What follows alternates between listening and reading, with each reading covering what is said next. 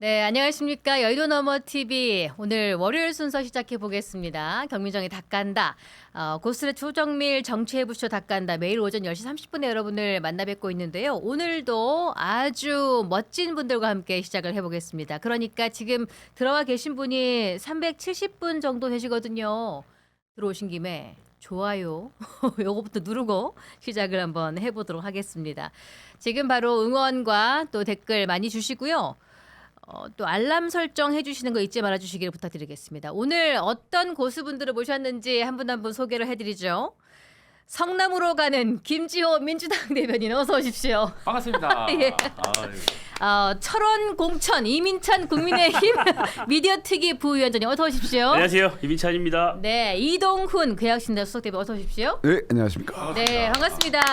이렇게 또 세 분 만나 뵈니까 또 특별하네요. 우리 이민찬 부위원장님은 제가 이 자리에서 처음 뵙는 것 같아요. 네, 너무 네. 언제 불러주시나 기다렸는데요. 네. 이렇게 불러주셔서 감사합니다. 네. 파이팅하겠습니다. 지금 인증은 받고 나오신 건가요? 저도 좀 그 인증을 이제 받아야 돼 갖고. 패널 인증제를 도입한다 그래가지고 너무 놀래서 그 인증제 어떻게 하는 거지? 해썹 인증처럼 이렇게 도장을 찍는 건가? 이마에다가? 이민찬 우리 부위원장님처럼 얼굴 잘생기고 네. 이렇게 단정하고 저는 예. 보수 패널 확실합니다. 야, 그래 아까 저희가 대기실에 기다리면서 우리 이민찬 부위원장님이 넥타이를 탁 메고 머리 이렇게 탁 하고 있어 옆에 계신 두 분이 역시 인증 받은 사람은 달라 하면서 그러더라고요. 좀 더 열심히 하겠습니다. 예, 좋아요. 자, 해썹 인증 받은 분도 오셨습니다. 그런데 진짜 인증 받은 제품이 있었으니 오늘 저희가 요거 얘기 좀 하고 들어가 보도록 할게요. 저희가 여의도 너머 몰이 오픈을 하면서 네. 정말 많은 분들이 저희 제품 사랑해주고 계시는데요. 제가 월요일마다 좋은 제품을 새롭게 선보여드리고 있어요. 지난주에 언양 불고기가 그렇게 많이 팔렸다. 그 전주에는 민어회가 정말 많이 팔렸다죠. 그런데 여러분 이 세 분 게스트분들은 진짜 오늘 행운이세요. 시식을 처음 할 거거든. 좀 드셔보세요. 제가 네. 소개해드릴 동안. 야, 예. 근데 진짜 방송 탱글탱글하네요. 시작부터 광고하는 유튜버는 여의도 너머 처음인 것 같아요. 예. 저희는 일단은 많이 좋은 제품을 우와. 소개해드리고 싶은 게 맛있다. 목적이어서 자 여의도 너머 TV 채널 내에 여의도 쇼핑몰, 여의도몰이 있습니다. 저희 품목을 소개해드리는데 오늘은 샤인머스켓인데 이게 정말로 이거 제가 먹은 거니까 뒷자리. 이따 가져와도 되나요? 너무 맛있어. 맛있으시면은 맛으로 좀 표현해봐요. 사서 드셔야죠. 저희가 요거 한 다발은 드릴 수 있는데 어떻게 맛있는지 표현해봐요. 일반 청포도하고는 다르지 않습니까? 듬성 먹어야겠다. 네. 다른 사람이 못 가져가게. 맛있다. 한마디로 조금 더럽게 먹어가지고 사람들 손을 못 대게 만들겠다. 저희가 일부러 여기 조금 빈 공간 있으면 이렇게 돌려놓기도 하고 막 이랬었는데 저한테는 이렇게 해야 제품이 잘 보이네요. 이게 요즘에 마트에 예. 가면 샤인머스켓이 예. 약간 물른 게 많아요. 음. 푸석푸석하고 네. 이게 신품종이 들어오고 나서 처음에 열풍 굉장히 인기가 많았잖아요. 네. 그러면서 막 너도 나도 하고 한 군데서 너무 많이 이제 재배를 하니까 네. 애들이 상품이 좀 안 좋아진 경우가 많아요. 예. 그래서 이제 그 논란이 좀 있었는데 진짜 탱탱해요. 네, 엄청 진짜 탱탱하고 탱탱하죠. 윤기가 나네요. 예. 야. 그렇죠. 광고 홍보할 줄 아네. 예, 그러게요. 진짜로 이거 진짜 좀 맛있어 진짜. 인증 받은 사람이 다르네. 패널 인증 받으신 분이 인증 절차를 제품 좀 인증 받은 저희한테도 좀 샤인머스켓. 알려주세요. 이게 18에서 23 브릭스에 달하는 고당도인데 이게 저희가 먹어보니까 저도 지금 먹으면 말할 때 자꾸 침이 고여가지고 못 먹고 MC는 좀 참겠습니다. 이게 굉장히 달아요. 와 이거 뭐 설탕 찍었어? 이 생각이 들 정도로 굉장히 달아서 점심 드시고 예. 이제 디저트로 하나 드시면은 네. 정말 오후 내내 예. 상큼한 기분을 유지할 수 있는 맛입니다. 자 이게 맛이 어떤지 한 줄로 좀 평가해 주시죠. 우리 김지호 대변인. 인증 받았습니다. 야 최고입니다. 보현. 탱탱 달달. 네 그래요. 상큼한 오후. 이렇게 맛있는 거를 맛없게 표현하는 거죠. 일단 이 좋습니다. 정당인들이 네, 좀 이렇게 정책인 좀 그래야 사람. 수준이 네. 뭔가 새로운 걸 원하면 안 돼요. 자 이게 그러면 정치라고 생각하고 한번 먹어봐요.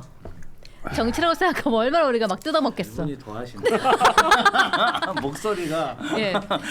좋습니다. 여러분 있잖아요. 저희가 여의도몰에 정말 좋은 제품들 많이 올려놨는데 오늘 소개해드리는 건 바로 제 앞에 있는 이 샤인머스켓이고 샤인머스켓은 어린이들도 너무 좋아하고 네. 어르신들도 참 달달하게 입에서 잘 삼키실 수가 있고 몸에 좋죠. 예, 몸에도 좋고 하니까 이거를 좀 챙겨봐, 드셔봐 주시기를 바라고요. 저희가 최상급 프리미엄 샤인머스켓 2.5kg을 29,900 2,900원에 판매를 하고 있으니까 많은 사랑과 관심을 부탁드리겠습니다. 자, 일단은 샤인머스켓을 잠깐 옆으로 밀어놓고 자꾸 먹고 싶어서 어떻게 방송을 할지 모르겠네요. 자, 일단 오늘 순서를 한번 들어가 보도록 할게요. 뉴스를 보니까 진짜 정말 깜짝 놀랐어요. 우리 근로자, 미국 조지아주에 새로 지어지고 있는 배터리 공장 건설 현장 근로자들이 발에 막 쇠사슬이 채워져서 끌려가는 그런 장면. 와, 근데 이번에 체포 구금 조치 대상자들이 불법 체류자가 아니라 대미 투자 사업을 위해 현지 파견된 인력들로 알려져서 이게 너무나 큰 충격을 주고 있습니다. 뭐 투자 얘기해놓고서는 뒤통수 치는 거냐? 이렇게 얘기가 나올 때는 우리 정부에도 좀 타격이 있지 않나 싶은데 말씀 좀 주시죠. 누구부터 말씀 주시겠습니까?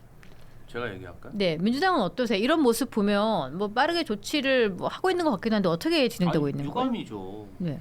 사실은 미국 같은 경우는 제조업 기반이 다 무너졌잖아요. 그래서 뭐 우방이라고 할 수 있는 한국, 일본 이런 동북아시아 제조업 강국에 투자를 좀 해달라. 네.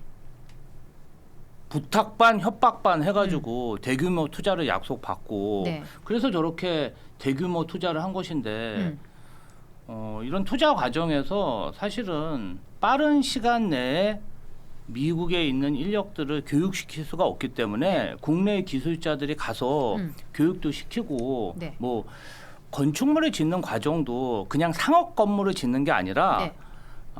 배터리 같은 경우는 특수 공정이 필요합니다. 물론 이제 합법적으로 비자를 받아서 가면 제일 좋았겠죠. 근데 미국에서 비자를 잘 안 내준 거 아닙니까? 그럼 이와 관련해서 제도 개선도 안 해놓고 투자는 하라 그래놓고 저렇게 우리 국민을 300명 넘게 네. 마치 무슨 멕시코 카르텔처럼 쇠사슬로 칭칭칭 묶어가지고 저렇게 모욕을 준다는 게 말이 되냐? 저는 이 부분 관련해서는 조금 당에서는 정제돼서 이야기하고 있지만 미국 정부의 처사를 도저히 이해할 수가 없고 저는 미국 정부가 이 부분 관련해서 한국에 사과해야 된다 생각합니다. 그 사과를 받아낼 그런 의향이 있나요? 그러니까 좀 이거 유감이다 이런 얘기를 표명해야 되지 않나요? 어떻습니까? 예, 이민찬 부위원장. 저는 이게 정권이 바뀌니까 네. 대한민국 국민들이 어떤 히스패닉, 아프리카 불법 체류자 수준으로 전락한 게 아닌가 지금 이렇게 취급을 당한 거예요. 우리가 보통 불법 체류자들 막 단속하고 이런 뉴스를 많이 보잖아요. 그 대상자가 대부분이 히스패닉계 아프리카 분들이에요. 네. 근데 뭐 그분들도 여러 사연이 있겠죠. 그런 걸 많이 봤는데 지금 대한민국 국민이 그것도 굉장히 고학력의 대기업을 다니는 많은 국민들이 네. 그런 취급을 당한 거예요. 그래서 저는 물론 이 문제에 대해서 미국 정부에 대해서도 굉장히 유감을 표한 부분이 있어요. 하지만 결국에는 이 상황에서 그런 취급을 당한 이 부분에 대해서 외교 실패를 지적하지 아니할 수가 없어요. 야당 입장에서는. 왜냐하면 이 문제는 비자 문제잖아요. 비자 문제. 네. 그래서 관행적으로 우리가 뭐 단기 여행 비자, 상경 비자로 많이 가서 일을 해 왔는데 2020년도 기사를 찾아보면요. 이와 유사한 논란이 있었어요. 이와 유사한 논란이 있었고 네. 이미 예고됐던 거예요. 그리고 미국 현지의 교민이나 많은 분들 사이에서는 언제 터져도 터질 수 있다. 이런 얘기가 있었어요. 네. 근데 이 부분을 우리 정부가 제대로 챙기지 못했었던 거죠. 그래서 굉장히 안타깝고 가장 큰 외교 실패의 핵심이 뭐냐? 저는 이재명 정부가 출범하자마자 네. 주미대사를 귀임시키고 총영사조차도 공석으로 장기간 둔 게 문제라고 봐요. 왜냐? 그건 이미 옛날이라고 할 수 있지만 네. 이런 교민사회나 이 내부의 여러 여론 동향이 있잖아요. 그 동향을 가장 먼저 듣고 네. 어떻게 미리 조치를 취하는 게 대사와 영사예요. 근데 지금 대사도 공석이죠. 애틀랜타 총영사도 공석이죠. 그러니까 현지 분위기를 몰랐을 수밖에 없어요. 그분들이 만약에 계속 자리에 있고 네. 더 이 부분에 대해서 알았다면 네. 한미 정상회담 전에 본국의 외교부에 얘기를 했겠죠. 그러면 정상회담 준비 단계부터 이 비자 문제를 얘기를 했을 거예요. 더 디테일하게. 우리가 이렇게 투자를 하고 있으니까 네. 이 비자 문제에 좀 더 우리 쿼터를 늘려주고 새롭게 비자 만들어서 일하게 해달라. 이런 얘기가 논의되고 있는 단계였다면 네. 미국 이민국이나 이런 당국에서도 이렇게까지 치지 않았을 거예요. 그럼 현지 사정을 잘 몰라서 전 이렇게 이런 현지 사정에 대해서 제대로 정보에 놓친 거죠. 둔감했던 거고 예. 준비하지 못했던 거예요. 네. 그러니까 이게 어떻게 영장을 받았냐면 히스패닉계 4명의 불법 체류자에 대해서 영장을 받아서 들어간 거예요. 그 4명을 고리로 해서 한국 사람 300여 명을 지금 미국 입장에서는 네. 다 체포를 한 거잖아요. 네. 이거는 우리로 치면 그런 거죠. 예전에 공수처가 막 불법 체포하고 수사할 때 경찰을 걸어갖고 막 받았잖아요. 내란 수사권이 없을 네. 때. 이런 형식인 거예요. 히스패닉을 걸어서 들어간 거죠. 근데 이 과정에서 한국 사람들에 대한 어떻게 신원 안 나오고 네. 영장도 정확히 없는데 영장을 받았단 말이에요. 히스패닉을 걸어서. 이런 것들이 안 됐을 수 있는 거죠. 우리가 정부가 정보를 미리 알고 한미 정상회담에서 여러 가지 이런 문제들, 비자 문제들을 사전에 논의했다면 이민청이나 이런 미국 내부에서도 이렇게까지 한국 사람들 300여 아하. 명을 소탕하진 않았을 거예요. 예. 그리고 일부에서는 냉정하게 말하면 이 비자로 일을 할 수 없는 건 팩트예요. 팩트란 말이에요. 그렇기 때문에 이 문제는 정부가 해결을 했어야 되는데 제대로 해결하지 못한 정부의 책임이 분명히 있다. 예, 이 문제는 지적할 수밖에 없어요. 맞습니다. 역시. 더군다나 그렇죠. 국토안보 창설 이후에 최대 규모 표적 단속이라고 하던데 이번에 이동훈 수석 대변인께서 이런 논평을 남기셨죠? 700조 퍼주고 아첨까지 했는데 돌아오는 건 쇠사슬 굴욕뿐입니까? 이런 논평이 좀 인상적이에요. 어제 제가 이제 아침에 일어나자마자 예. 그 아까 보셨던 그 사진들 영상 그 IC인가요? 거기서 예. 공개를 했잖아요. 그래서 그 공개를 하는 것도 굉장히 의미가 있다고 저는 보는데 그 사람들이 이제 공개를 안 할 수도 있는데 그걸 일부러 공개를 했어요. 너무 굴욕적이에요. 네, 그 사진을. 그러니까. 예. 거기에 이제 쇠사슬로 끌려가시던 분들이 사실은 우리 주변에 아버지일 수도 있고 그렇죠. 뭐 남편일 수도 있고 어떡해요. 저런 어느 모습을. 집안의 어떤 가장 맞아요. 신 같은데 음. 저런 장면을 굳이 연출을 해가지고 공개를 한다는 거는 저는 그런 생각이 들어요. 이게 우리가 사실 한미 정상회담 열흘 전쯤에 끝난 한미 정상회담하고 대비를 안 시킬 수가 없는데 네. 정말 말씀하셨다시피 700조 우리가 투자 약속을 했고 그러면은 뭔가 우리 입장에서는 할 거 다 해줬는데 이렇게 뒤통수를 칠 수가 있나 이런 생각 당연히 할 수밖에 없습니다. 그렇죠. 이걸 우리가 뭐 감정적으로 이걸 제가 뭐 대비시킬 생각은 없습니다만은 그런데 이제 갔다 오셔가지고 이재명 대통령 갔다 와가지고 무슨 100점 만점에 120점 외교 천재 뭐 이러면서 뭔가 뭘 좌파 결과적으로. 매체 언론에서 자화자찬하고 했잖아요.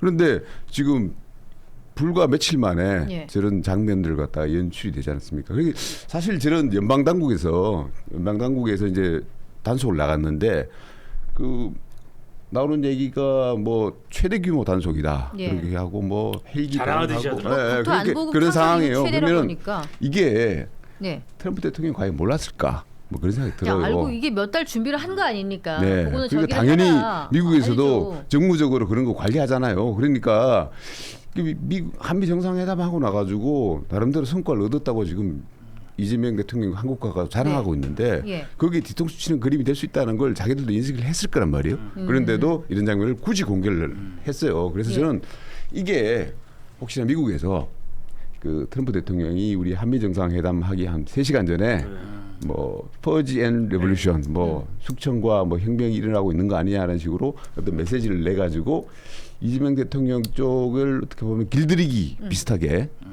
뭐 거래 기술이기도 한 것 같은데 그런 식으로 하잖아요. 그러면 아무렇지 않게 또 해프닝인 것처럼 넘어가고 그러죠. 그렇죠. 예. 그 연장선 아닌가 하는 생각이 들어요. 그러니까 이재명 대통령이 뭔가 반중 이미지, 반중이 아니라 친중 이미지, 반미 이미지 이런 걸 갖고 있는 분이었기 때문에 상당히 그 부담감을 안고 미국을 갔단 말이에요. 그랬을 때 미국에서는 여전히 우리 너한테 대해서 그거 의혹 안 풀렸으니까 앞으로 더 잘해라는 식의 예. 또 다른 경고를 이번 저 배터리 공장에서 한국인들을 갖다가 쇠사슬로 예. 이렇게 끌고 가는 굴욕적인 장면을 만들어 가지고 예. 또 보내는 건 아닌가. 그래서 우리 국민들이 이재명 대통령이 어떤 이미지 그런 것 때문에 우리가 너무 과한 대가를 치른 건 아닌가. 이런 걱정이 들 수밖에 없습니다. 예, 그래서 이준석 개혁신당 대표는 이렇게 얘기를 했어요. 미국의 한국인 구금 우방국에 할 처분 아니야. 이재명 대통령은 젤렌스키 안 되기가 목표였나. 이런 이야기를 하기도 했는데 사실은 엄청 앞에서 관계가 나쁘지 않은 모습을 많이 보여줬어요. 그래서 외교 성과가 우리가 좀 친분을 만들고 온 데 있다. 그리고 뭐 디테일은 더 많은 이야기를 통해서 해결할 거다. 이런 류의 메시지가 나왔는데 혹시 정말로 앞에서 모멸감을 정면에서 받지 않으면은 그걸로 다 된 것처럼 젤렌스키 안 되기가 목표였나 뭐 이런 얘기가 나오는 거에 대해서 어떻게 생각하세요? 뭐 이제 개혁신당이나 국민의힘 입장에서 예. 야당이니까 정부에 대해서 이런 일을 당했을 때 비판하는 건 저 당연하다고 생각합니다. 다만 저희 정부가 탄생한 지 1년이 지났습니까? 2년이 지났습니까?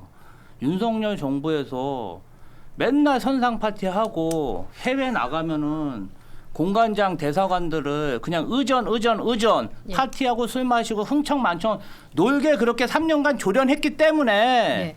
제대로 영사 관리 안 하고 그냥 의전이나 하고 어디 가서 아부나 하는 그런 게 아주 그냥 공직사에 뿌리 깊게 정말 적폐로 남아있다 보니까 저희가 그런 것을 다 일소하기까지 시간이 좀 걸리지만 예. 저는 이 부분 관련해서는 우리네 이런 일이 터졌을 때 예. 우리끼리 비판하기보다는 사실은 미 행정부의 미숙한 태도에 대해서 지적해야 된다고 생각합니다. 미 언론들도 아니 지금 해외 동맹국들 손목 비틀어서 투자 유치해놓고 예. 이게 뭐 하는 짓이냐. 미국 언론들도 그렇게 비판하고 있어요. 그런데 그냥 우리나라에서는 우리가 아니 사실 이재명 정부가 쇠사슬 채웠습니까? 아니잖아요. 트럼프 정부에서 쇠사슬 채운 거 아닙니까? 아, 그러니까 자국민에 대해서 그러면 잠시만요. 말씀 들어보세요. 자국민에 대해서 트럼프 정부가 쇠사슬 채웠는데 아니 그 부분에 대해서 떳떳하게 말을 못하면 되겠습니까? 저는 이 부분 관련해서는 조금 한 목소리를 내시고 아니 지금 너를 내시고 위해 그 님께서 후에 책임을 물으셔야 된다. 샤인머스켓 하나 드세요. 하나 드시고. 아니 진정하시고. 저는 갑자기 든 생각인데요. 아 이거 화가 진정되는 말씀이다. 이 샤인머스켓은. 아니 또 재외공간 특검한다 그러는 거 아니에요? 하나 드릴까? 예? 아니 또 특검한다 그럴 것 같아. 그래서 제가 드리고 싶은 말씀은 다 100번 뭐 말씀할 수 있는데 미국 야속하죠. 네. 우리 국민을 그런 취급한 미국 싫죠. 그렇게 하면 안 되고 부당하죠. 근데요, 저는 그런 생각을 해요. 우리가 여기 앉아갖고 우리끼리 미국 행정부, 트럼프 행정부를 비난하는 게 어떤 국익에 어떤 의미가 있습니까? 아무 의미가 없어요. 외교는 지금 행정부를 책임지고 있는 이재명 정부가 책임지고 해야 되는 부분인 거예요. 이 국내 분야 여러 가지에 대해서는 뭐 우리가 서로 이런저런 왈가왈부를 할 수 있어요. 하지만 외교 문제만큼은 이재명 정부가 온전히 책임지고 있는 거예요. 그러니까 우리가 비판을 하는 거고 이재명 대통령이 당선되자마자 모든 주요국 대사들을 다 귀임시키는 이런 문제. 그러니까 한미 정상회담 하기 전에 대사가 없으니까 조연 장관이 갑자기 날아가고 이런 거 하는 거잖아요. 이런 문제가 발생할 수밖에 없는 거예요. 다만 저는 이 문제가 발생한 이후에 이재명 정부의 빠른 대처는 저는 굉장히 잘했다고 생각을 해요. 저는 그 부분은 인정합니다. 왜냐하면 근데 자 이재명 정부 쪽의 대처 뭐 책임을 물 수만은 없는 거예요. 그건 사실이에요. 이재명 정부가 뭐 이렇게 근데 저는 그 점은 지적을 안 할 수 없는 게 그런 거예요. 그러니까 우리가 700조 투자하기로 했잖아요. 네.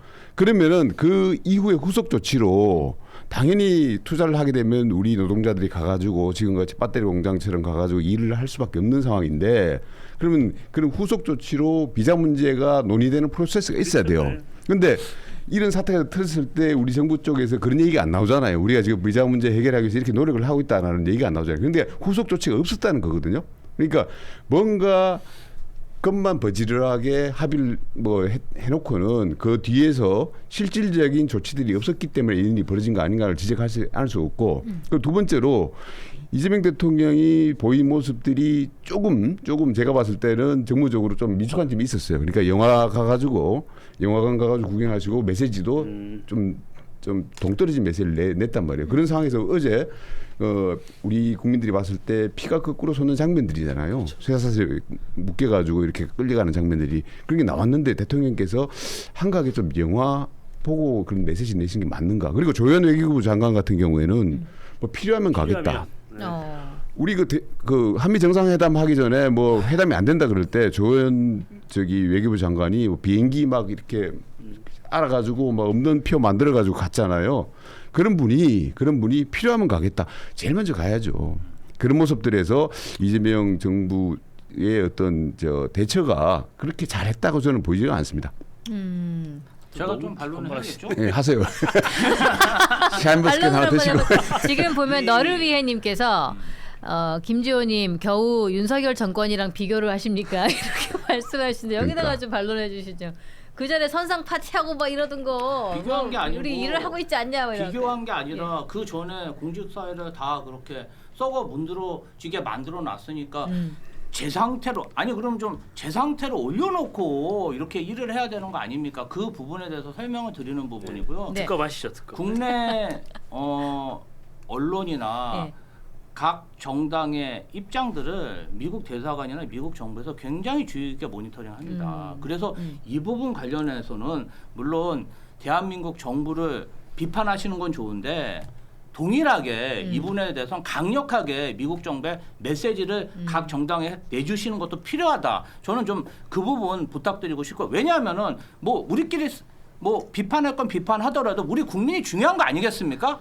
저 그 부분 강조드리고요. 국민의힘은요.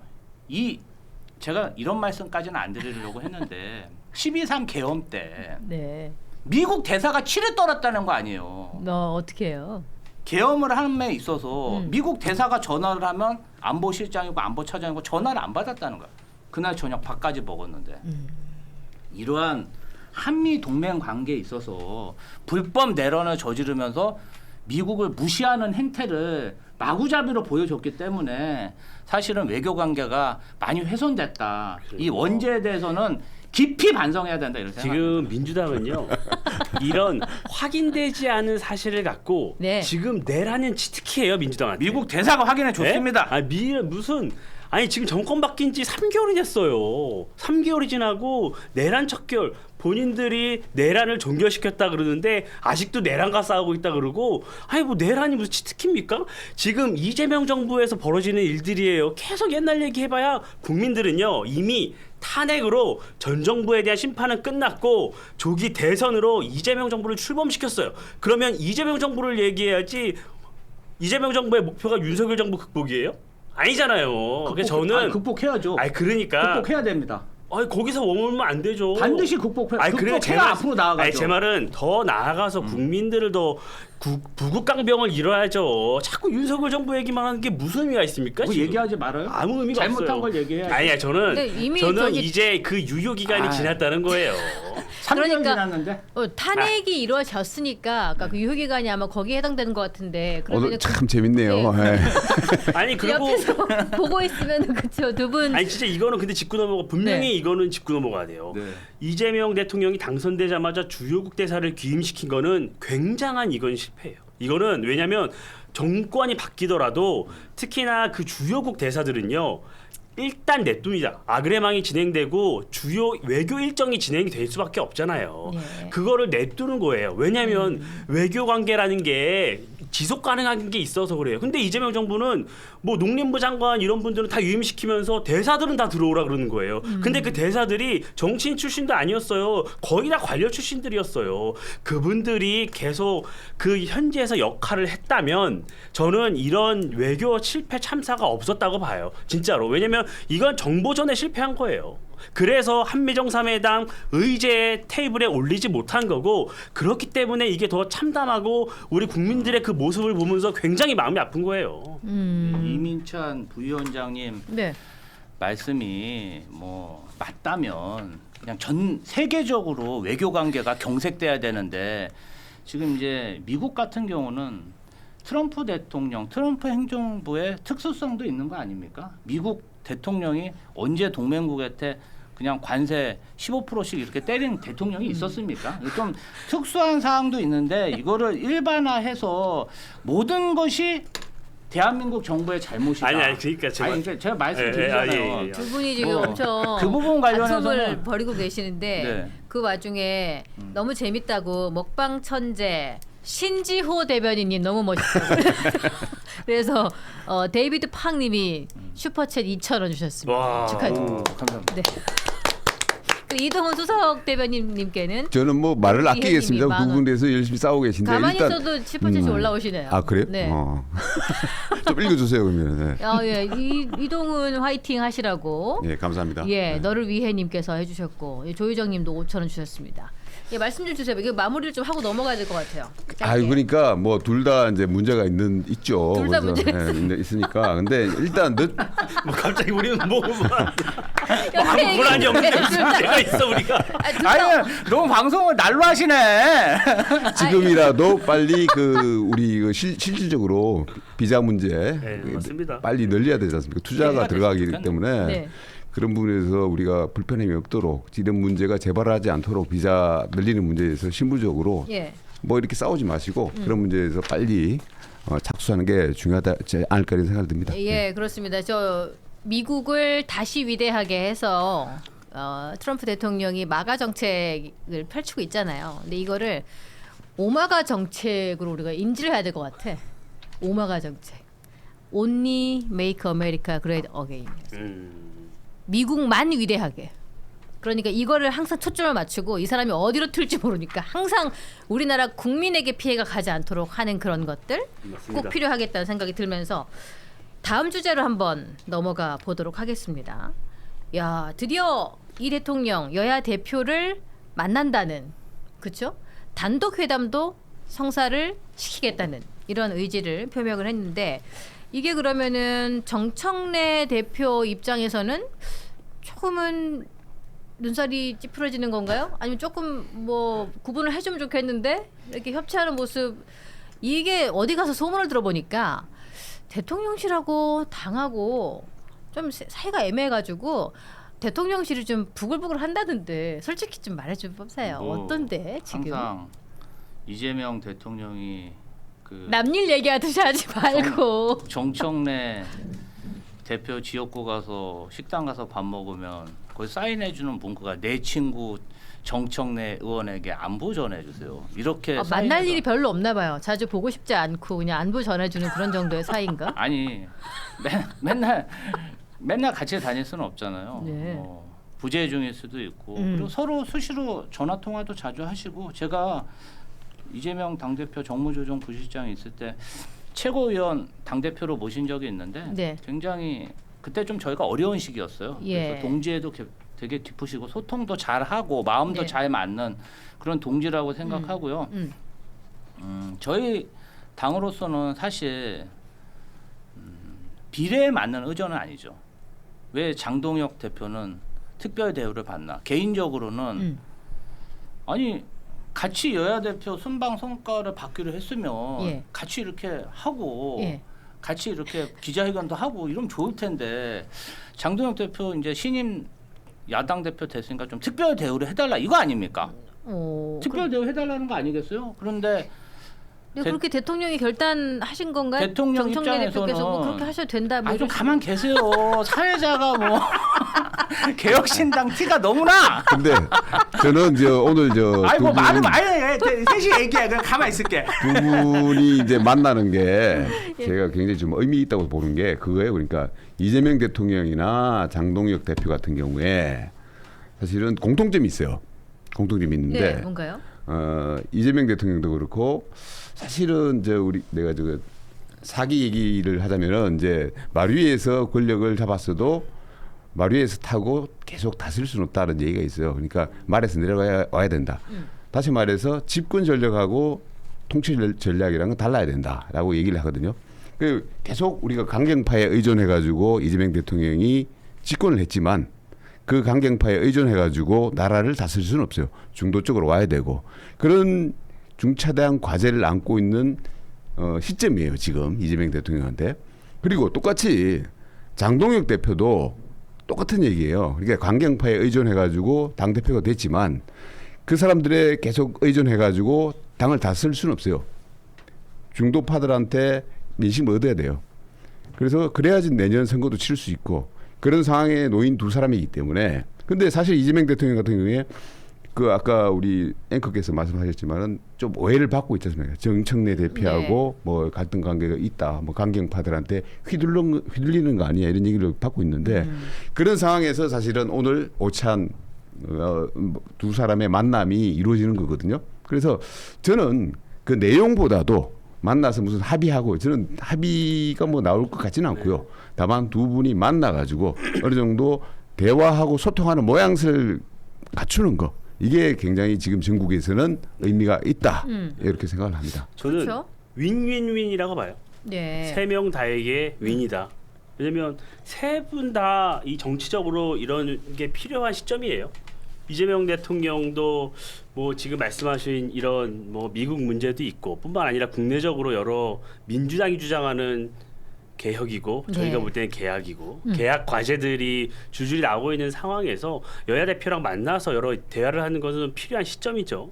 그래서 이재명 대통령도 그 과정을 통해서 대통령 다음을 본인이 국민들에게 보여줄 수 있는 기회이기 때문에 저는 이재명 대통령에게도 도움이 되고 정청래 대표 입장에서도 필요합니다. 방금 말씀하신 대로 지금까지는 당선 이후에는 강경파에 대한 메시지를 주로 내면서 강하게 달려왔잖아요. 근데 계속 그렇게 갈 수는 없거든요. 어느 순간은 장동혁 대표 만나서 악수도 해야 되고 상황이 조금 변화가 필요한 상황에서 대통령 중재로 뭐 어쩔 수 없이 만난다고 하겠죠. 그 과정에서 본인이 조금 변화의 계기를 만들 수 있고 장동혁 대표 역시 이제 야당 대표가 된 지 얼마 안 됐는데 대통령을 만나서 그 앞에서 강경한 메시지를 내면서 본인의 야당 대표다움을 보일 수 있기 때문에 그런데 뭐 문제는 뭐 방금 말씀하신 대로 뭐 성과가 있을 것 같지는 않아요. 뭐 지금 선거가 있긴 합니까? 뭐 야당의 지지율이 높습니까? 뭐 정부 여당에서 야당의 목소리를 듣고 야당에게 뭘 줄 리는 만무하잖아요. 근데 정청래 대표는 악수를 하긴 합니까? 그 저 장동혁 대표하고 하겠죠. 그거는 아유, 거기 가서까지 제가 안 하면 김종인 안 하면은 정말 대표께서 인정합니다. 알고 인정합니다. 이런 얘기 하는 것 자체가 되게 비극입니다. 저는. 정청래 대표님은 이제 악수를 할 계획인지 본인이 말씀을 하신 게 있어가지고 어때요? 그럼 뭐 정치적인 표현이라고 수사라고 얘기하셨으니까 뭐 여야 대통령하고 같이 회동하는데 안 하겠어요. 하는 게 상식인 거죠. 진짜 안 하면 인정합니다. 정청래 대표. 진짜 제가 존경하고 싶습니다. 안 하면 역풍 맞을 거예요. 정치적으로 장동혁 대표가 대표된 이후에 이런 단독 회담을 얻어냈다는 것은 정치적 성과죠. 사실은 그 의석수도 적고 지지율도 낮은데 본인이 현직 대통령과 뭐 사실은 저희 민주당이 월등히 의석수가 많잖아요. 의회를 주도하는 것도 민주당이고 그렇죠. 그런데 본인의 어떠한 요구사항을 관철시켰다는 것 자체가 정치적으로 이득을 많이 본 상황이고 아마도 그냥 제 생각이지만 가서 확실하게 본인들이 요구하는 사항을 얘기할 거라 생각합니다. 그럼 뭐 여러 가지 뭐 입법 폭주 얘기하겠지만 가장 국민의힘에서 중요한 게 뭐냐? 저는 내란 특검 연장안이라고 생각하거든요. 네. 이 부분에 대해서 민주당이 드라이브 거는 것에 대해서 뭐 당장 압수수색 들어오고 뭐 이래서 연장농성하는 이 부담이 있는 거잖아요. 또 의원들도 그 부분은 굉장히 지적할 거고 그 부분에 대해서 얘기할 것 같은데 이 부분 또 의회 관련된 사항인데 이것도 대통령한테 얘기하면 저희로서는 참 난감한 상황이죠. 저는 이 1대1 회담이 성사되는데 정청래 대표가 굉장히 큰 역할을 했다고 봐요. 정청래 대표가 당선 이후에 강경일변도 모습을 보이고 의회 내에서 여러 가지 대통령실과 조금 다른 목소리가 나오고 속도전에서 생각하는 속도가 좀 다른 이런 여러 가지 상황 정청래 대표가 야당 대표를 만나지도 않는 상황 이런 모습들이 오히려 이재명 대표로 하여금 이재명 대통령으로 하여금 야당 대표를 별도로 1대1로 만나는 명분을 줬다고 좀 보거든요. 그래서 저는 그런 게 있잖아요. 셋이 만나면 장동혁 대표가 막 얘기하면 이재명 대통령이 편하게 답변할 수 있겠어요. 그래서 저는 따로 1대1로 만나서 허심탄회하게 얘기를 할 텐데 그렇다고 뭐 대통령이 지금 뭐 이렇다 저렇다 줄 수 있는 건 없지만 저는 그래도 설명하고 듣는 자리가 굉장히 중요하다고 봐요. 지난번 이재명 당 대표가 윤석열 전 대통령을 만날 때 A4 용지 한 10장 분량 준비해갔지 않습니까? 네. 이번에 장동혁 대표도 그렇게 할까? 뭔가 뭐 요구할 것을 이렇게 좀 더 길게 하겠죠. 요구할 건 요구하겠죠. 더 많아졌잖아요. 30장. 그때보다. 네. 그때는 민주당이 의석수라도 많았어요. 그래서 의회는 민주당이 주도할 때였잖아요. 국민의힘에서는 계속 거부권 행사할 때였고. 그래서 그 당시를 돌이켜 보면 민주당이 여러 법안 계속 강행 처리하고 윤석열 대통령은 거부권을 행사하고 요 정국이었어요. 네. 근데 지금은 정권도 잡고 있고 의회도 장악하고 있으니까 야당 입장에서 더 할 말이 많죠. 특검 문제뿐만이 아니라 여러 이번 가지 뭐. 영수회담에서 뭐 두 분 다 어떻게 보면은 이득이고 좋은 그림이 만들어지는 건데 사실은 이재명 대통령한테도 더 좋아요. 제가 봤을 때. 예. 왜냐하면은 이게 좀 있으면 100일이란 말이에요. 이재명 대통령 100일인데 아까 그 윤석열 대통령 때 얘기했지만은 안 만나주다가 야당 대표 안 만나주다가 결국 총선 지나고 나가지고 총선 패배하고 나가지고 만나주잖아요.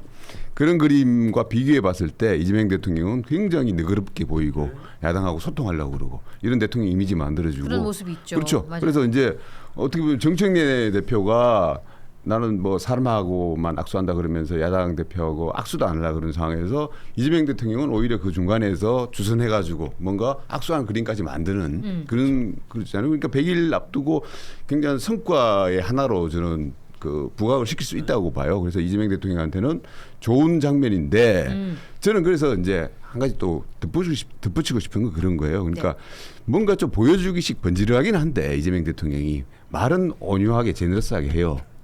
그런데 실제로 발이 가는 걸 보면 그렇지가 않아요. 말만 앞세우고 립 서비스는 열심히 해요.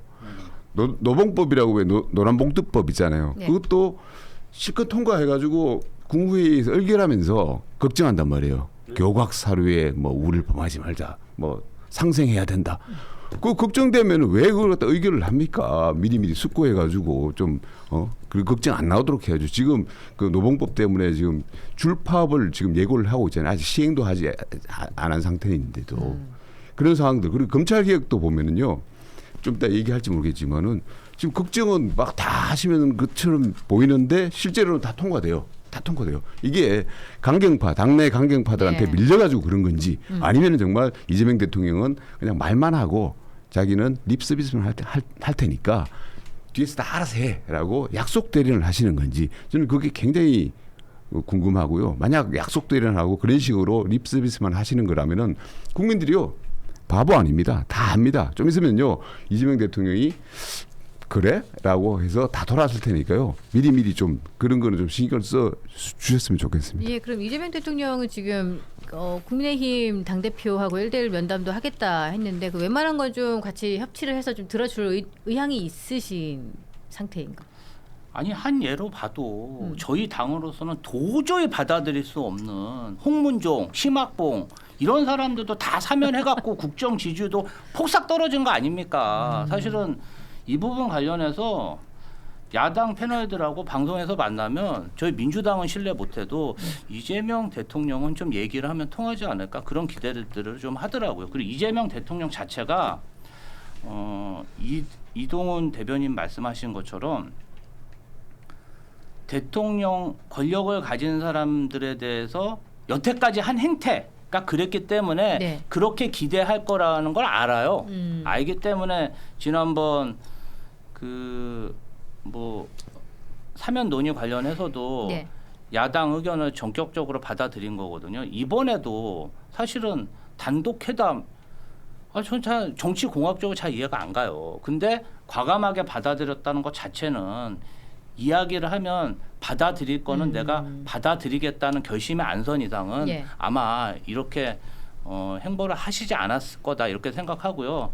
제가 봤을 때는 뭐 말만 번지르하다고 하시지만 그래도 제가 오래 모셔봐서 아는데 진정성 있으신 분입니다. 지금 이제 한 석 달뿐이 안 지났으니까 한 6개월은 좀 지켜보시면 어떨까. 그리고 나서 판단하시는 게 어떨까 그런 생각이 듭니다. 말씀하시는데 옆에서 이민찬 부위원장이 계속 웃고 계시고 방송 분위기가 아주 좋죠. 말하는데 사회자 끼어들고 옆에서 한숨 쉬고 아니, 내가 아니에요. 여기 자주 지금 나와야겠어. 얘기 듣고 있는데 왜 내가 그러세요? 역량이 늘어나겠어. 내가 여기 있다 보면은. 자, 아니, 샤인머스켓 하나 드시고. 아니 저는 뭐 요즘 보면 이재명 대통령도 조금 고민이 많을 것 같아요. 예. 고민이 많을 것 같고 일단 당 대표 선출부터 본인 뜻대로 안 됐잖아요. 거기서 저는 좀 큰 본인의 구상에 조금 이런 차질이 생겼다고 봐요. 예. 여러 본인의 여러 입법 과제에 대한 속도나 이런 온도, 이런 끌고 가는 이런 대응의 문제. 왜냐하면 당 대표와 대통령은 다를 수밖에 없단 말이에요. 그래서 이재명 대통령이 구상하는 바가 있을 텐데 지금 뭐 전혀 그렇게 비추지 않잖아요. 뭐 방금 말씀하셨지만 그게 대통령과 여당 대표가 역할극을 하는 건지 내심이 그런 건지 그거를 우리가 알 수 없잖아요. 근데 보이는 대로 전달되고 국민들께서 받아들이는 거예요. 그럼 지금 상황은요. 정청래 대표가 어쨌든 1승을 한 거예요. 정부조직법도 그렇고 나머지 다 그래요. 그 지금 장동혁 대표랑 1대1 회담을 별도로 하는 것도 정청래 대표 입장에서는 좀 뼈아픈 대목일 수 있어요. 네. 그래서 저는 이재명 대통령도 어느 정도 뭔가 여러 가지 속도감 있게 많은 걸 민주당이 추진을 하고 있지만 지금 그것에 대한 온전한 책임을 이재명 정부가 져야 되는 거예요. 정부조직 개편안, 여러 입법 과제, 노란봉투법, 예. 이 상법 개정안 이 부작용이 이재명 정부 내에서 나타날 거예요. 근데 집권을 하잖아요. 많은 전문가들, 관료들의 얘기를 듣습니다. 그러면 분명히 이 법안에 문제가 있고 수정하고 싶은 부분이 있을 거예요. 아니면 좀 더 수기를 거쳤으면 하는 부분이 분명히 있을 거예요. 근데 지금 민주당 분위기는 그 얘기조차 할 수 없는 상황이잖아요. 그렇게 가고 있어요. 대통령실도 그게 걱정인 거예요. 왜냐하면 네. 그래서 야당 의석이 조금만 한 130, 40석만 돼도 한 121석만 돼도 네. 민주당이 이렇게까지 못하고 대통령이 야당 핑계로 여러 가지 조율을 요청하거나 법안을 새롭게 수정할 수가 있어요. 근데 지금은 너무 민주당이 강경일변도로 폭주하고 있기 때문에 저 대통령도 부담일 거라고 봐요. 저는 이거 3년 내에 이 모든 부작용이 나타날 겁니다. 이거 100% 총선에서 심판받고 다음 대선에서 굉장한 리스크로 올 거예요.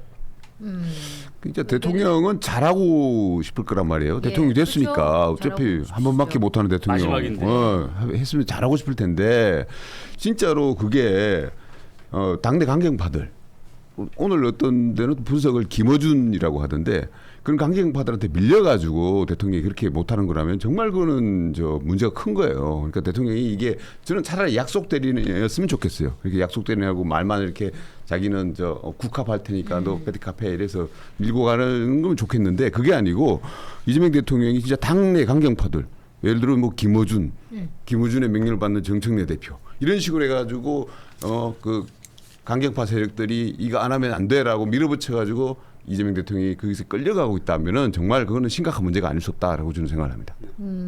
지금 여러 가지 의견이 좀 분분한 가운데 그래도 이재명 대통령께서 대통령 되셨으니까 잘 하려고 하는 모습이 있다.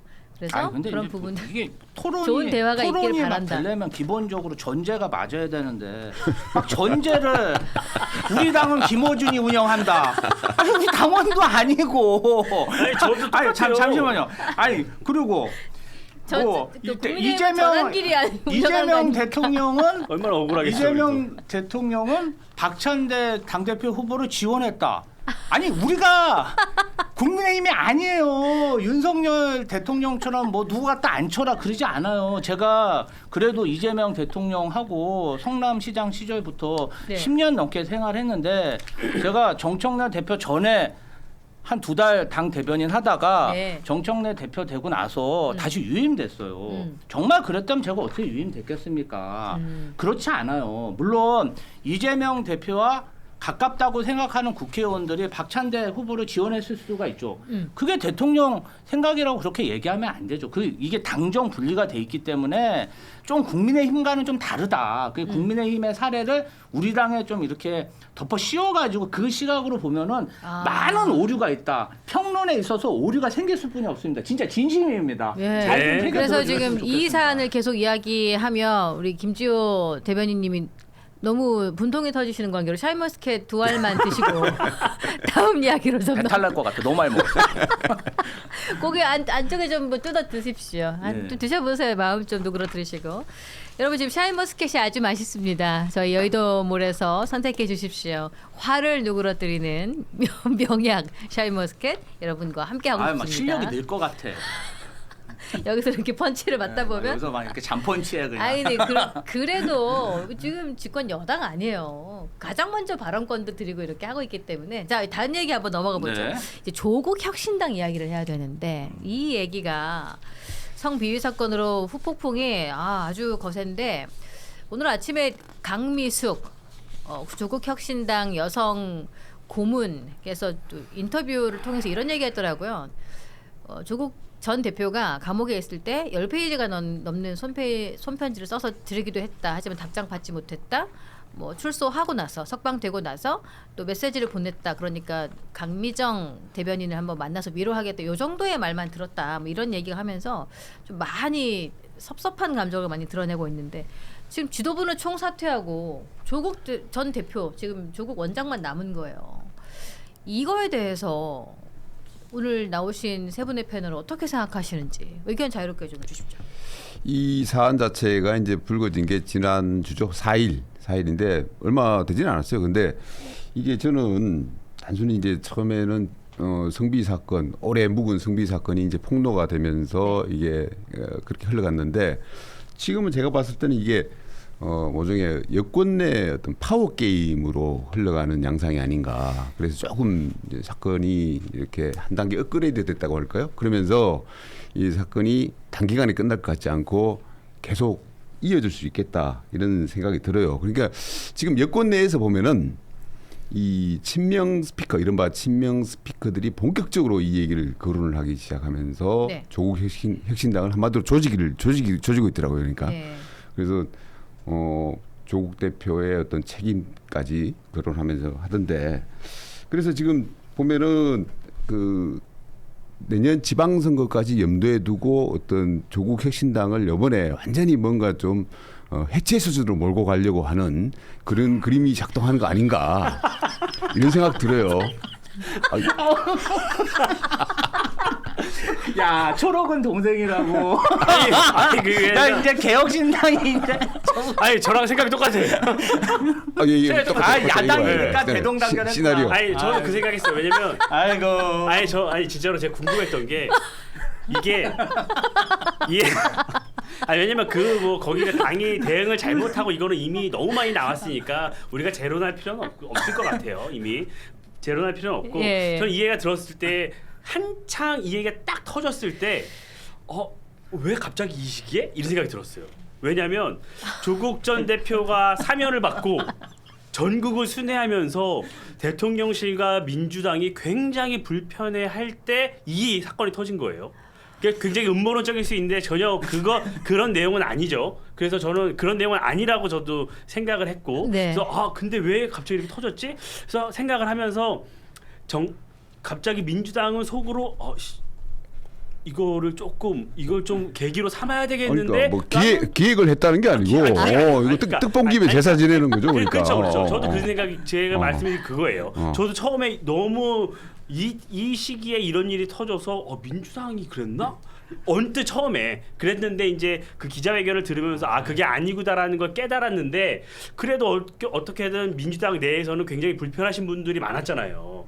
그래서 지금 분위기가 갔는데 저는 제가 제일 궁금한 대목은 그럼 민주당은 호남에서 내년 지방선거에 호남에서는 조국 혁신당과 어느 정도 경쟁 구도가 될 수 있다는 얘기가 되게 많았잖아요. 네. 그리고 일부에서는 선거 연대도 하고 그래서 그렇죠. 조국 대표가 뭐 특정 지역에 출마도 하고 그럼 민주당이 거기를 불출마를 해서 조국 대표를 좀 밀어주고 그래서 호남의 일부 지역에 대해서는 경쟁을 하되 또 수도권이나 이런 접전지에서는 조국 혁신당이나 상징적인 인물한테 좀 양보도 하고 그렇게 해서 이재명 정부 민주당도 성공을 하고 조국 혁신당도 성공을 하는 윈윈 그림을 많은 사람들이 전망을 했었잖아요. 근데 이렇게 되면 과연 민주당이 조국 혁신당과 추후에 그런 선거 연대를 할 수 있을까? 그러니까 조국 전 대표가 앞으로 뭐 시간이 있으니까 어떻게 할지 봐야 되겠지만 민주당이 조국 전 대표 출마한다고 그 자리를 비켜줄 수 있을까? 과연 향후 대권 구도에 있어서 조국 전 대표에게 민주당이 이 부분을 조금 양보하면서 또 경쟁 구도로 갈 수 있을까? 좀 이런 의문이 좀 들더라고요. 김지호 대변인님이 말씀을 너무 재밌게 하시니까 저도 자꾸 장난을 자꾸 치게 되는데 지금 댓글이 자꾸 다른 사람 신지호 듣기 싫어 이제. 신지호 재밌다, 김지호 재밌다, 뭐 이렇게 하시면서 자꾸 이름이 언급이 되는데 말씀 좀 시원하게 해주세요. 지금 입장이 어떠신지. 뭘 시원하게. 그러니까 조국 혁신당이 이렇게 되니까 처음에 되게 난감했잖아요. 뭐 이렇게 광폭 좋죠, 행보하고 뭐 하면서 지금 난감했는데 좋죠. 상황이 지금 망가지고 이렇게까지 있는데, 이제. 나오고 뭐. 저는 뭐 두 분 패널 분들 얘기하시는 말씀에 대해서 사실 전 그런 생각 못 해봤어요. 그러니까 이 사안 관련해서 네. 저는 이제 피해자들이 예. 그 당을 다 지금 떠난 거잖아요. 탈당하거나 계약이 종료되거나 그렇죠. 면직되거나 네. 뭐 한 사람은 좀 유명한 사람이고 나머지 사람들은 뭐 이름도 없고 얘기를 들어보니까 뭐 급여 생활자인데 직장을 구해야 되는데 굉장히 막막하다는 네. 얘기 많이 들었거든. 그런 기준에서 봤지 지방선거라든지 뭐 이런 것까지는 글쎄 앞으로 뭐 애초부터 저희는 지방선거든 총선이든 자신감이 있기 때문에 네. 조국혁신당에 대해서 크게 내가 여기 견제할 정도로 뭐 그런 생각은 없어요. 사실 그런 마음은 국민의힘에 있죠. 큰 경쟁자는 국민의힘이니까. 근데 만약 그런 게 아니라면 저희가 조국 대표를 왜 사면해 주죠? 이재명 대통령이 정권 초기에 정말 우리 국정 지지율이 떨어지고 당 지지율이 떨어질 정도로 그런 리스크를 안고 사면을 해준 거잖아요. 네. 같이 검찰 독재 정권과 싸운 동지이기 때문에 같은 당은 아니지만 큰 틀에서 윤석열 정권을 종식해야죠. 종식해야 되니까 이 부분도 사면하신 거라 생각하고 이 부분은 좀 다르게 봐야 된다. 피해자들이 있고 예. 그 피해자들이 약한 사람들이잖아요. 우리 대통령이 맨날 억강부약하지 않았습니까? 그런 측면에서 봐야 되고 그게 가해자하고 지금 2차 가해자 그리고 피해자 이 세 분류로 봐야 되잖아요. 근데 조국혁신당에서는 이 가해자에 대해서 적절히 처리했다. 합법적으로 처리했다. 계속 그렇게 주장하잖아요. 근데 제가 하나 묻고 싶어요. 개혁신당에서 만약에 사무부총장이 직원을 뽑을 때 네. 3개월짜리 직원을 공고 낸 후에 술집에서 면접 보면 개혁신당에서는 그 부분에 대해서 어떻게 처리합니까? 그렇게 안 하죠. 있을 수가 있는 네. 일인가요? 뭐 있을 수가 없는 일이죠. 술집에서 면접을 있을 수 왜 없죠. 보나요? 네. 술집에서 말이 안 면접을 되는 해요. 얘기잖아. 처음부터 3개월 계약직 직원을 뽑을 때 이상한 마음을 품은 거잖아요. 같이 직장 동료로 호감이 생겼다기보다 처음부터 이 사람은 굉장히 불순한 의도를 가졌다고 생각했을 뿐이 없고 당으로서는 굉장한 불명예입니다. 아닙니까? 그렇지 않아요? 좀 문제가 심각한 거죠. 그죠. 네. 근데 당직 1년 받은 거잖아요. 그 사람이. 네, 정지 1년이 됐죠. 예. 이 부분 관련해서 그게 굉장히 합법적이고 그다음에 관례대로 된 거다. 이렇게 주장을 하니까 이 부분 관련해서 지적을 하는 분들이 계신 거죠. 저희가 잘못된 것은 잘못됐다고 얘기하고 힘없는 사람에 대해서는 더 보호해야 되는 게 맞는 거지. 이걸 정치 공학적으로 보는 것 자체가 저는 좀 넌센스라고 생각합니다. 저는 정치공학적으로 뭐 한 말씀 드렸으니까 다시 본질로 돌아오면 저는 그래도 조금 이분들 강미정 대변인의 그 기자회견을 보고 저는 좀 눈물이 지금 났어요. 예. 그 뭐라 그럴까요?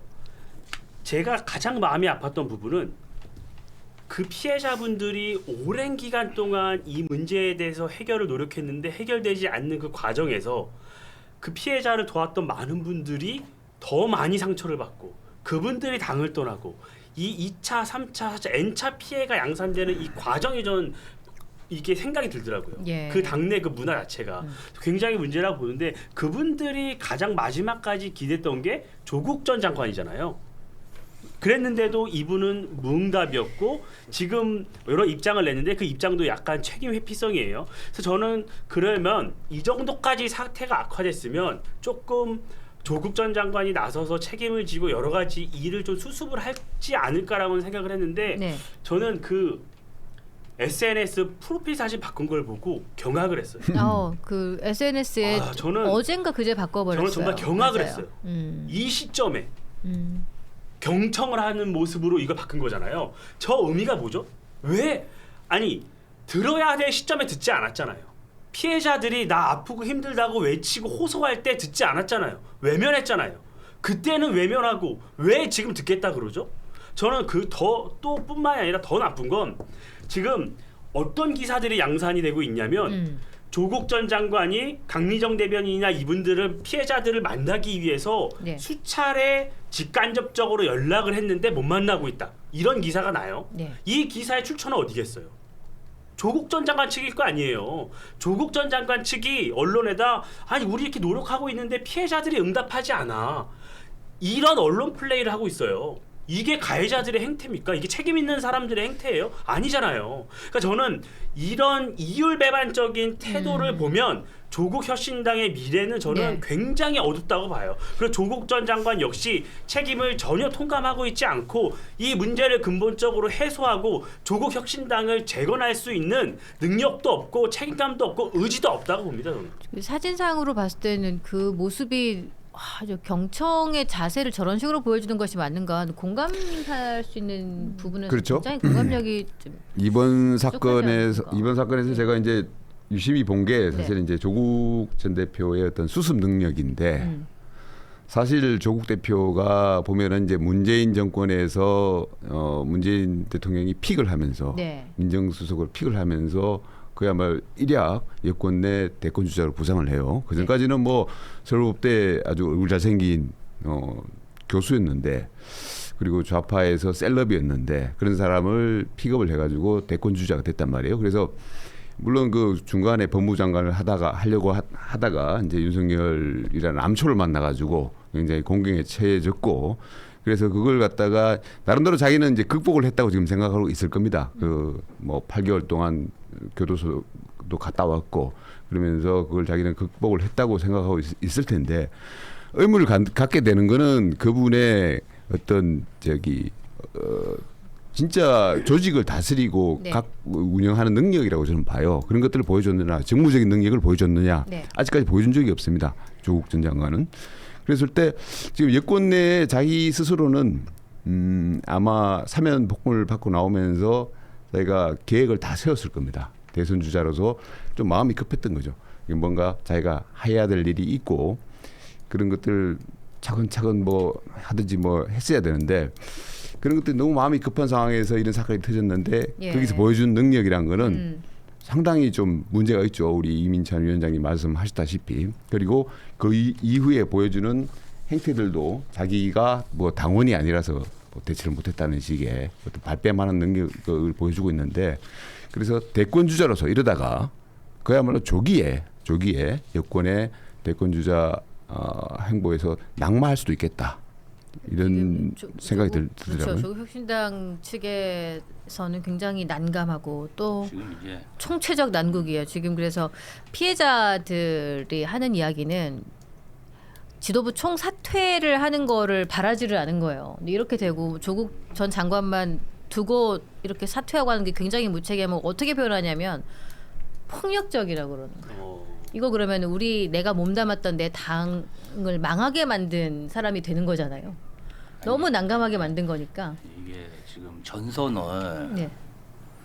이렇게 아주 작게 이렇게 후퇴하는 거예요. 쑥 빼갖고 재정렬을 해야 되거든요. 이게 왜냐하면 초기에 그냥 성비위했던 사람들만 단칼에 쳐냈으면은 네. 이렇게 상이 많이 안 커지는데. 그러면 그렇게 됐겠죠. 근데 이제 성비위를 보통 조직에서 문제 제기를 하면 네. 이게 그 가해자들이 그 사회적으로 매장이 되잖아요. 네. 그러니까 피해자들에 대해서 2차 가해를 광범위한 네트워크를 활용해서 가해를 해버립니다. 그리고 다 쫓아내버리고 그러면 그 가담자들이 너무 커지잖아요. 네. 지금 그런 상황인 거예요.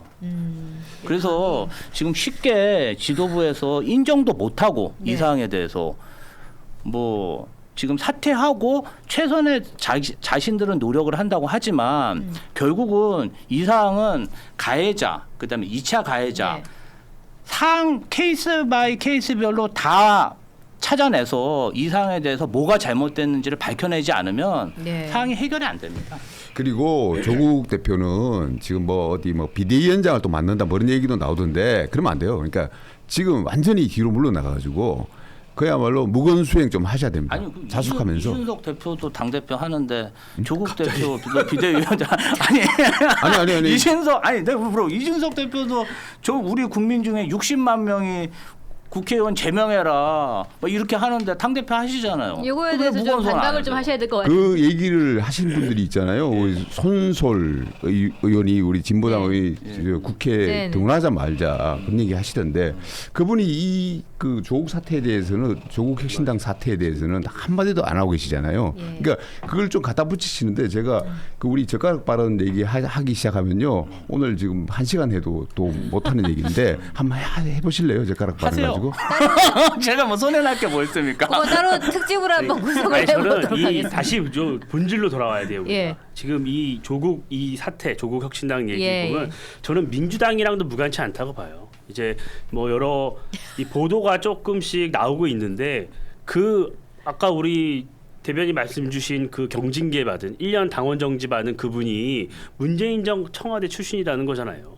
그래서 그렇기 때문에 너무 지도부와 유대감이 있고 그런 문제들 때문에 징계를 더 강하게 할 수 없었던 것 아니냐 이런 권력 구조가 있고 근데 또 그분이 또 문재인 전 대통령과 그 문다혜 씨 태국 문제 여기랑 다 엮여 있어서 검찰에 가서도 여러 가지 이제 진술을 하지 못했던 부분이 있고 이런 거랑 다 엮여 있는 상황이에요. 그래서 저는 민주당도 좀 걱정이 됩니다. 예. 아니 뭐 제가 민주당 대변인인데 여기서 제가 먼저 제기했는데 지난번에 저희가 대변인님 모시면은 조국 혁신당 측 인사를 1+1으로 모시고 온다고 하셨잖아요. 제가 강미정 대변인 추천하려고 했는데 요새 연락이 안 되신다 그러더라고요. 아 그래요. 예, 그래서. 아 근데 일단은 이제 그 부분 관련해서 성비나 이런 거는 사실 권력 관계 아닙니까? 맞습니다.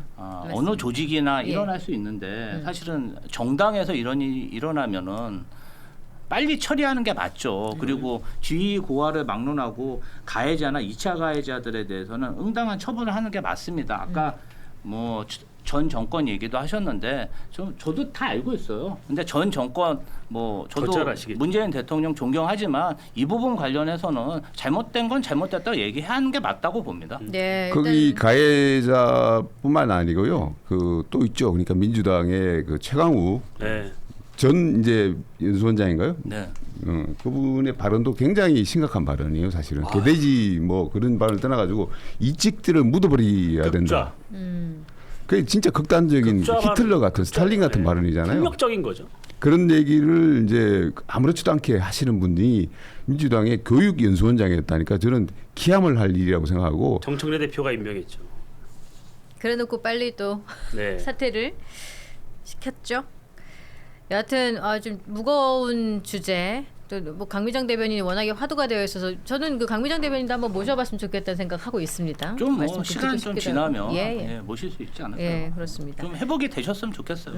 맞습니다. 지금 여러 가지로 뭐 이게 그래도 한 당이 안에 12명의 국회의원 의석수를 보유하고 있는 한 정당인데 또 이 사건이 잘 마무리가 되었으면 좋겠다는 생각이고요. 지금 장성철님 10만 원 계좌 후원, 김민호님 1만 원, 서동국님도 10,000원의 계좌 후원 감사합니다. 장성철 그 공로센터장님은 아니시고 분명히 걸로 예.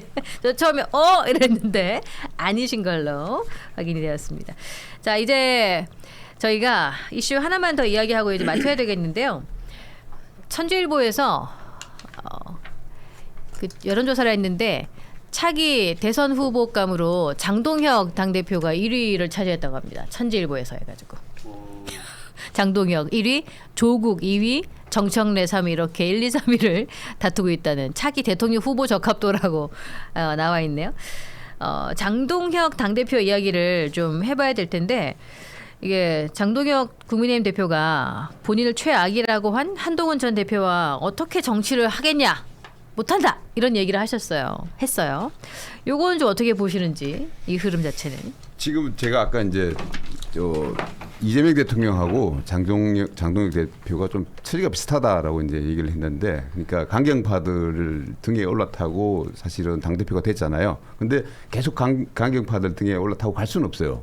내려와야 됩니다. 내려와가지고 중도 쪽으로 가는 행보를 보여야 됩니다. 초기에 대표가 되고 나가지고 좀 그런 모습을 보였어요. 뭔가 화합을 하겠다는 식으로 강조를 했는데 사실은 또 자기 지지층을 무턱대고 배신하는 것도 어려운 일입니다.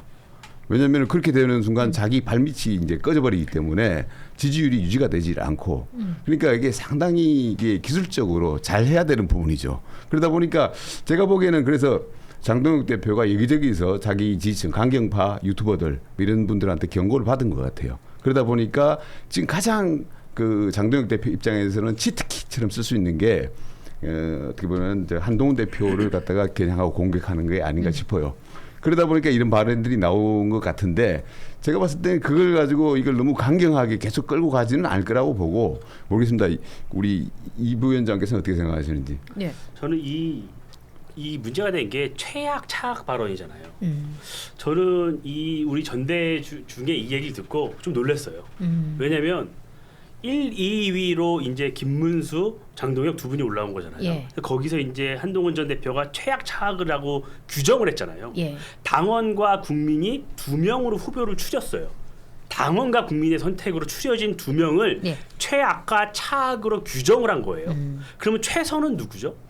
그러니까 저는 이건 굉장히 당원과 국민의 선택에 대해서 굉장히 모욕을 한 거라고 저는 생각을 했어요.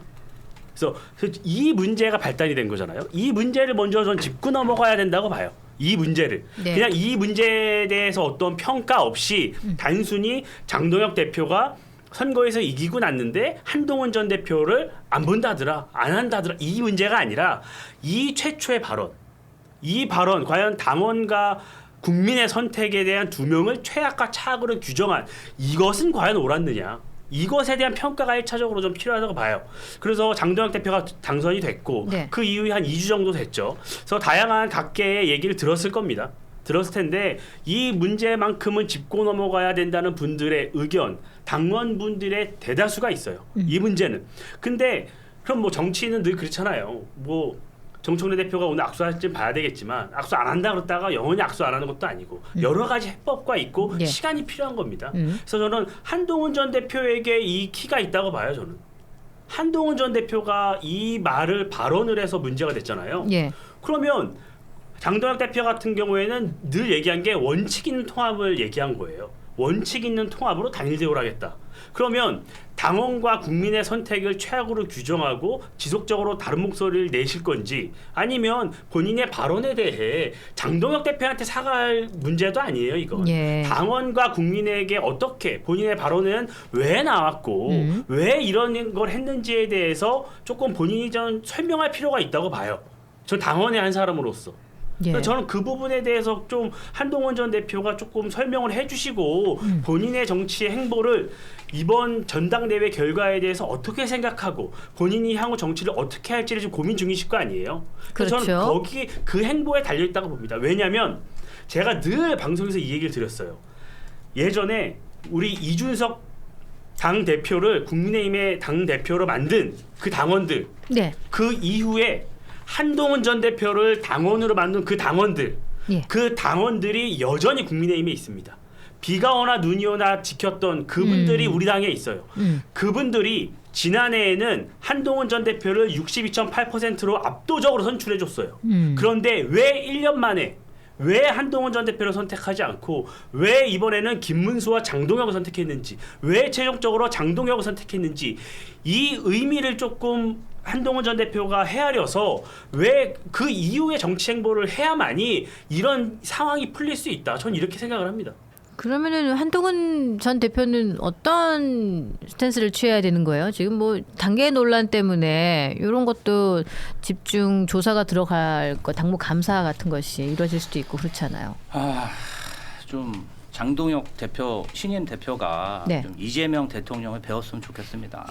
사실은 뭐 아무리 지금 어려운 처지의 예. 야당 대표이긴 하지만 그래도 제 2당이잖아요. 그리고 제 1야당이고 그러면 정말 야당 대표가 돼서 처음으로 해야 하는 일이 그 비주류. 정말 이제 새도 약해진 비주류 그냥 괴롭히고 네. 못 살게 굴고 속가내는 게 그게 리더의 역할입니까? 사실은 이재명 대통령도 과거에 민주당에서 비주류인 시절이 있었어요. 네. 그때 막 당에서 경민정 앵커님 잘 아시죠? 이 비주류 때이 저 주류 비주류였습니다. 예, 그래서 굉장히 어려운 처지였어요. 자꾸 잘 알죠. 속아내려고 그러고 예. 막 자꾸 속가지죠. 그렇죠. 막 가만히 있으면. 제명해야 된다고 그러고 탈당하라고 그러고 그랬어요. 그런데 예. 많은 민주당에 있는 언론들이 또 이재명 경기도지사가 네. 뭐 비주류인데 우리 당에 비주류도 있어야 된다. 없으면 안 된다. 그래서 지금 대통령까지 된 거거든요. 예. 한동훈 뭐 전 대표가 저희 보기에는 뭐 그렇게 탐탁치는 않아요. 예. 그래도 정치 지도자 아닙니까? 그런데 신임 당 그리고 자기가 모셨던 사람이잖아. 본인을 인정해서 사무총장인가요? 그것도 선임하고 그리고 두 번째는 같이 런닝메이트로 수석 최고위원까지 했는데 당 대표 되자마자 속가낸다? 아 저는 진짜 윤석열 대통령 정치가 다시 생각나고요. 다시 한번 좀 넓은 마음으로 비주류도 안고 가셨으면 좋겠습니다. 아, 참 갑자기요. 작년 총선이 생각이 나네요. 어떤 거예요? 개딸 공천 찍어내기. 아니 지금 민주당은 그러면 안 되죠. 민주당은 이미 완성이 됐잖아요. 민주당은 이미 지난 총선에서 이재명 대통령이 여러 가지 가까운 분들을 많이 공천을 해서 이미 군말이 나오지 않는 정당이 됐어요. 물론 지금은 약간 조금 시계추가 정청래 대표를 흐르는 모습이 있어서 국민들이 걱정을 하는 거죠. 그러니까 아니 저는 그렇게 생각해요. 아, 좀 전까지 막 불협화음이 있다고 사이 나쁘다고 아니 그래도 아니 아무리 방송이 말이야 그때 말이 아니. 좀 전까지만 해도 야 이제 군말이 없다고. 아니 시간 배열을 설명을 드리는 거죠. 네. 총선 때 이재명 대통령이 주도해서 이재명 대통령 가까운 총선을 했고 총선에 승리를 했잖아요. 대통령이 됐고 근데 이 정청래 대표가 취임을 했고 그 다음에 1년의 상황을 설명한 거죠. 그 시점을 혼란해서 말씀하시면 안 되고요. 그래서 저는 이미 민주당은 다른 목소리가 나올 수 없는 당이 됐어요. 지금 제가 정부조직법 얘기는 안 해갖고 짧게 말씀을 드리면 예. 우리 검찰청 이번에 해체하고 검찰에 재수사 요구하는 이 재수사건 이 부분에 대해서 민주당 의원총회에서 다른 목소리 전혀 안 나오잖아요. 그냥 다 되잖아요. 그러니까 그렇게 이미 민주당 입장에서는 단결이 잘 되어 있는 거고 밖에서 볼 때는 다른 목소리가 없는 다양성이 없는 당이 된 거예요. 제가 말씀드리는 한동훈 전 대표에 관련된 부분은 속간내고 이런 문제가 아니잖아요. 뭐 그렇게 될 수도 없고요.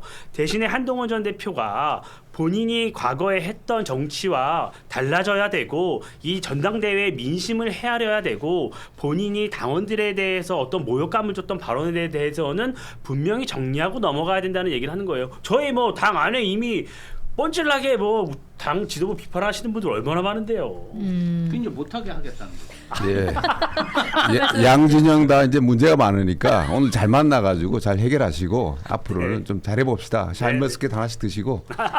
예, 두 분 오늘 이렇게 같이 붙어 있는 좌석에 딱 모셨는데 케미가 너무 좋으신데요. 이야기 듣고 있으니까 별로 동의 안 시간 하실 것 가는 줄 같은데. 아주 모르겠어요. 좋습니다. 아주 좋고. 예.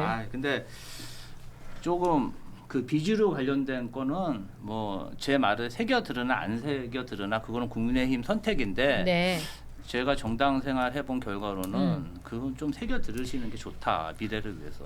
여기 지금 오랜만에 김주호 대변인 바른말 하네 이런 글이 올라오고 있습니다. 예.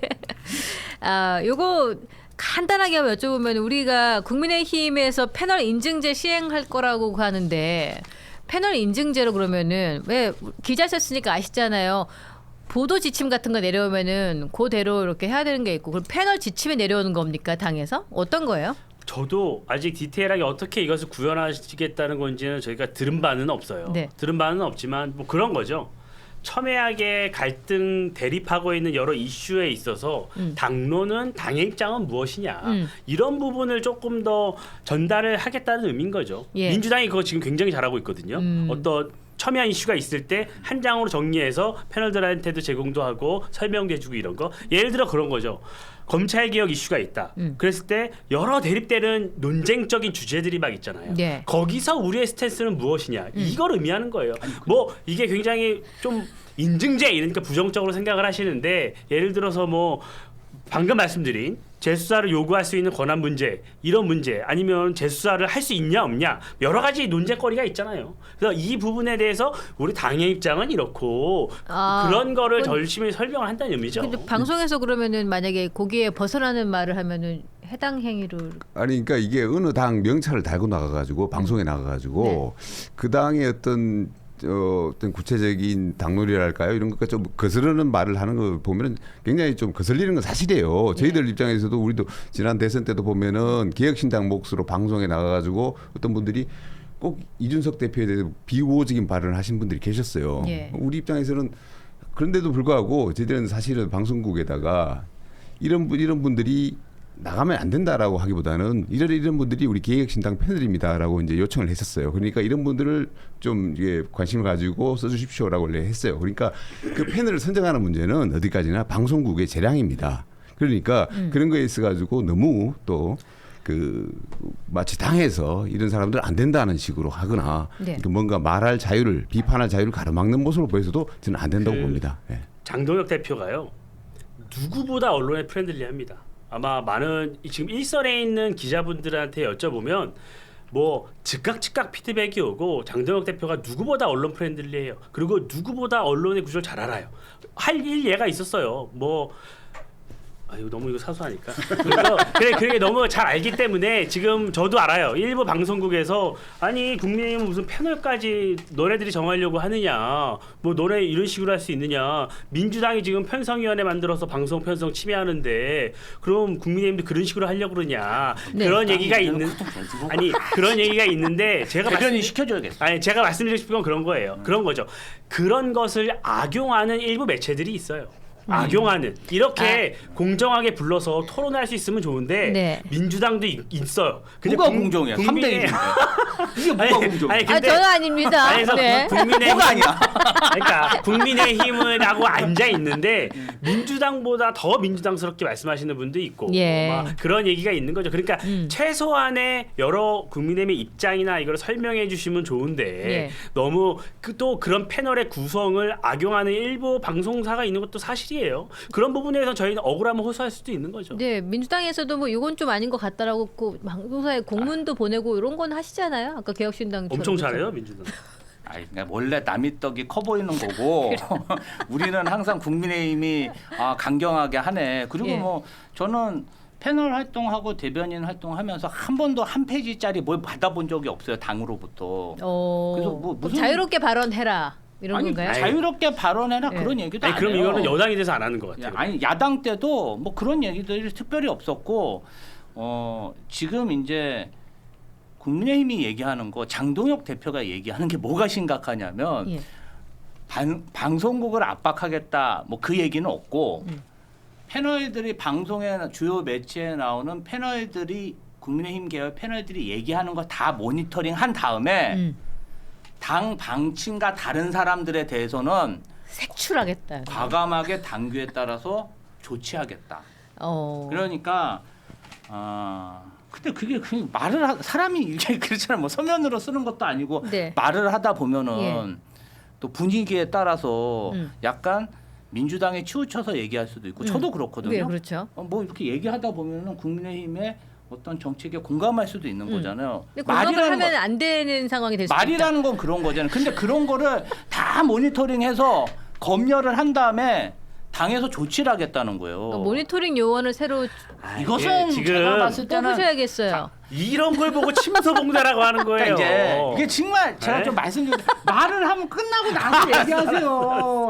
위원장님, 부위원장님 안 끝났잖아요. 알았어. 예. 네. 뭐냐면은 그거는 사실은 검열이고 예. 그리고 장동혁 대표가 그래도 힘이 있는 사람인데 네. 그 비주로 패널들 얘기한 것도 듣기가 싫은 거잖아요. 저는 이 부분 관련해서 정말 시행을 하시면 저는 국민의힘에 정말 안타까운 일이 있을 것이다. 이런 어쨌든 생각이 듭니다. 방송사 입장에서는 뭐, 네. 조금 다른 이야기 해주는 패널이 더 귀하거든요. 귀하죠. 똑같은 얘기 하시는 그게 것보다. 주류- 귀한데 이렇게 대화합니까? 아니 방송 입장에서도 그렇잖아요. 많이 드십시오. 한 사람들 다 들고 가십시오 이거. 아니 근데 뭐 섭섭하셨나 조금 봐. 지켜봐 주세요. 뭐 예. 그렇게 우려할 정도로 되지 않으니까. 두 정당 싸우는 거 보니까 재밌네요. 그러니까. 그러네요. 오늘 국민의힘의 이민찬 부위원장님 또 민주당의 성남을 향하는 잘 좀 대해주세요. 김지호 대변인님. 예, 이뻐해 주세요. 옛날에 서로 인연도 있는데 예. 복수하는 것 같아. 나한테 왜 그랬어? 이러면서 또 이동훈 수석 대변인 세 분 모시고 대화 나눠봤는데요. 여러분 저희 채널 내에 쇼핑몰이 새로 만들어졌지요. 오늘 또 새로운 상품을 이렇게 소개를 해드리면서 여러분과 또 시식도 하고 소개해드렸는데 쇼핑몰에서 좋은 상품 많이 있으니까 많이 관심과 사랑 부탁드리겠습니다. 오늘 고스트의 초정밀 정치해부쇼 닭간다 오늘 순서 여기까지고요. 저는 내일도 다시 찾아오고요. 오늘 요 세 분의 패널 분들과는 또 다음에 또 뵙겠습니다. 여러분 고맙습니다. 수고하셨어요. 감사합니다.